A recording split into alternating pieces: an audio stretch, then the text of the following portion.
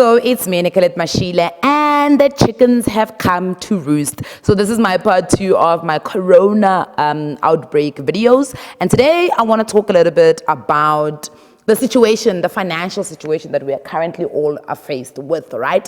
But remember that none of my videos constitute as financial advice. If you're looking for financial advice, please speak to somebody who is certified and registered with the FSCA. So when President Cyril Ramaphosa made the announcement of declaring the coronavirus or COVID-19 a national disaster, I panicked for a couple of minutes because he put out a mandate to say, you know, any type of gatherings with more than 100 people are not allowed, and we have to exercise social distancing, and if you are showing any signs, please do self-quarantine. And obviously I understood what the president was saying, because I mean, even the number 100 was just a guide, right?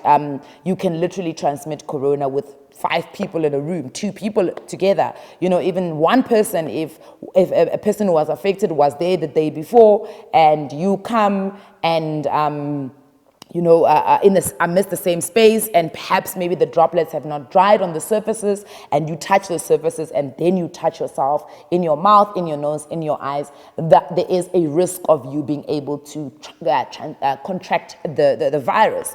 So of course I panicked a little bit, and I was like, oh my goodness, some of us are in a no work, no pay situation. What do we do? And then I realized that actually I've self-proofed myself. I'm actually in a good space, but I did not self-proof myself well.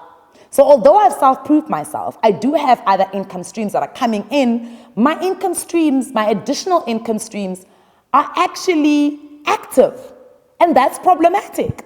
So I've got the additional income streams. The problem is that they are active income streams. So even if I were to become sick and I've got to self-quarantine, my additional income streams are null and void because they need me to be present for me to be able to make money. So it started making me think, Guti, actually, Nicolette, you are not as smart as you thought you really were, because your additional income streams still need you to actively work. So if you did contract the disease and you are down and out, you've got to self-quarantine, you've got to sit at home, or you've got to be in a medical facility where you've got, you know, assisting help, breathing assistance things. How are you going to actually make money? Despite, of course, my rental income, which, by the way, because of the situation that we are all in, I wanted to give my rental, my tenants at least half relief, so they can pay only half of their rental this month, because I can understand that if I'm going through what I'm going through, they're probably going through what they're going through, especially with this thing of closing schools.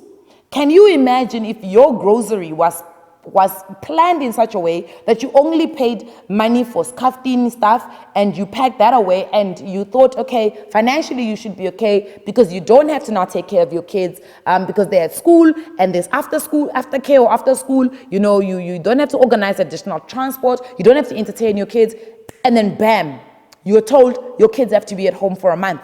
Now all of a sudden it throws your budget out of, you know, of planning, because now you've got to accommodate your kids being at home, you've got to entertain them, you've got to feed them, and it's just a mess, you know? So I'm thinking about my tenants who do have kids, and I'm like, actually, maybe I need to also help them by giving them a relief and saying they only need to pay half of their rent. But the problem is that I'm depending on their rent, because my other additional income streams actually are silly. Even YouTube, as being an additional income stream, I still gotta sit here and make these videos so that I can actually get paid. So I'm actually saying to you right now, you need to also diversify within your additional income streams. So how do you diversify within your additional income streams? I go back to Dhaval Bhatia's 7 R's of creating wealth. Those 7 R's of creating wealth are really going to help you in diversifying your additional income streams, because if you look at them, only 2 of them are actually active. It's your rate and your remuneration. Remuneration being the income that you are deriving from your 9 to 5 or your regular income that comes in where you are spending more time actually working, and your rate because you are selling. Because remember, selling is active unless you have set up processes where your selling becomes a systematic thing that does not need you to be present. But for most of us who are not in mainstream selling, our selling is active. If you're selling the likes of Avon, the likes of Tupperware, the likes of Herbalife, at some point where those institutions are not able to do deliveries on your behalf, you still have to go and make those deliveries so that the actual selling is active, because you got to stock up, all that stuff. But the other 5 R's are not active, right? The other 5 R's are replication, there are rights, returns, royalties, and the last one is rent. Those are not active. And it's important for you to put those in place so that they can push out that passive income. Yes, it might not be the same amount of money as what you would get from your normal job, but the reality is it's some money that is coming in. And because we've been pushing for people to have an emergency fund, this is the time for your emergency fund to come through for you.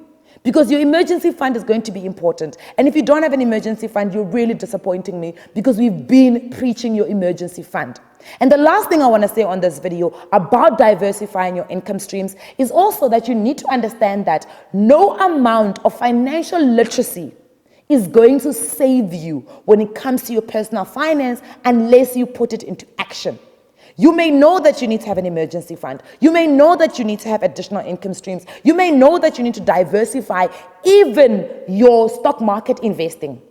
Even you're investing in property, even you're investing in bonds, even you're investing in commodities. And if you don't do it, you are probably panicking right now, because you might have put a huge chunk of your money into the stock market, and the stock market is seeing fire right now. Property is seeing fire right now. So it means that you're panicking because you really did not diversify. Or it means that you're doing another sin of investing. And that's probably you putting and investing money that you actually need right now. So you're gambling. But it's also a good time to ask yourself, like I said in the other video, what type of personal finance money manager are you to your own money? What type of an investor are you? What type of risk profile do you actually have? This is the right time to be asking. This is the right time not only to know personal finance management, to know financial literacy, be financially literate, to know your financial knowledge. This is the time to put it in practice. This is the time to use your acquired knowledge and make it applied knowledge. And you know what's great? This is exactly what my book is about. And right now, I'm in the edits. We're typesetting. We're laying it out. You're going to see the book in the next coming month. I'm excited about that. Let's all be excited about that. Mwah!